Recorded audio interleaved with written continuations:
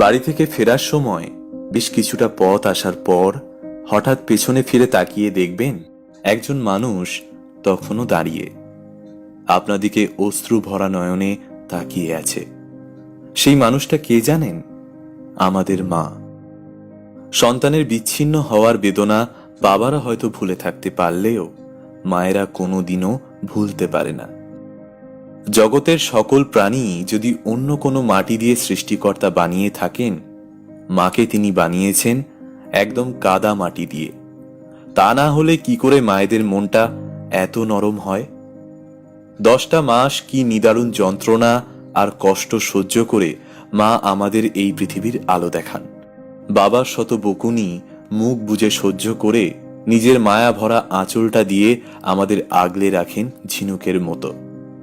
আমাদের ওপর যত ঝড় তুফানি আসুক না কেন, ঝিনুকের খোলসের মতো সব নিজের গায়ে হাসি মুখে গ্রহণ করতেই যেন এই পৃথিবীতে এসেছেন তিনি। কোথাও একটা ভালো খাবার দিলে মায়ের গলা দিয়ে নামে না, কারণ তখন তার চোখে সন্তানের মলিন মুখটা ভাসে। আঁচলের ফাঁকে লুকিয়ে সন্তানের জন্য ঠিকই নিজে না খেয়ে সেই খাবারটা নিয়ে আসেন। নিজের ছেঁড়া কাপড়টা মাসের পর মাস পরার পরেও ঈদ কিংবা পুজোয় একটা নতুন কাপড় তিনি কেনেন না, উল্টো বলে বসেন, আমার কি আর এখন বয়স আছে? আমার ছেলে মেয়েরা ভালোটা পরলেই আমি খুশি। 2-4টে ভালো শাড়ি থাকলেও সেগুলো আলমারিতে সযত্নে মেয়ের জন্য তুলে রাখেন মা, আর বলেন, আমি যখন থাকবো না তখন এই শাড়িগুলো পরলে আমার কথা মনে পড়বে। এমন হাজারো বাপ আছে যারা বিয়ে করে 2-4টে বাচ্চা জন্ম দিয়ে মাকে ফেলে চলে যায়, কিন্তু এমন হাজারটা মা খুঁজে পাবেন না যে নিজের সন্তানকে ফেলে চলে গেছে। কারণ কি জানেন? সন্তান জন্ম দেওয়ার কষ্ট মা ছাড়া আর কেউ এই পৃথিবীতে কোনো কালেই বুঝবে না। অনেক অনেক আবেগী সস্তা কথাবার্তা ঠিকই বলে, কিন্তু এই কষ্টটা মায়ের একান্তই নিজেরই।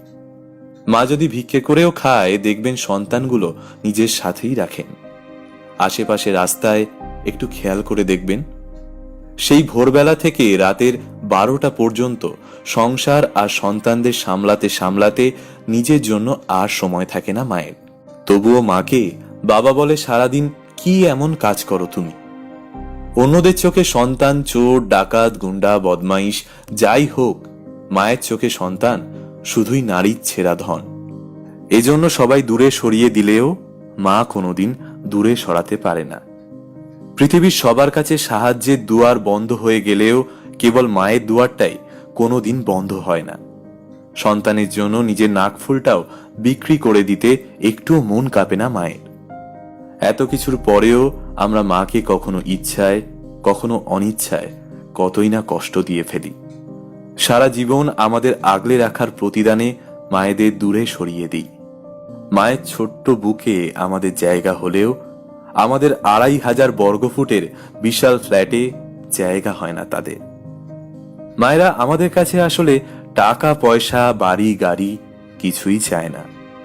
তাদের চাওয়াটা খুবই ছোট, আর তা হলো বুড়ো বয়সে সন্তানকে একটু নিজের পাশে পাওয়া।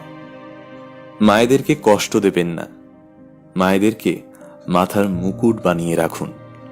দেখবেন এপারেও শান্তি পাবেন, ওপারেও শান্তিতেই ঘুমাবেন। প্রিয় বন্ধুরা, মাকে আপনারা কতটা ভালোবাসেন তা কমেন্ট বক্সে লিখে জানাবেন। ভিডিওটি ভালো লাগলে শেয়ার করবেন এবং আমাদের পেজে নতুন হয়ে থাকলে পেজটিকে ফলো করতে ভুলবেন না।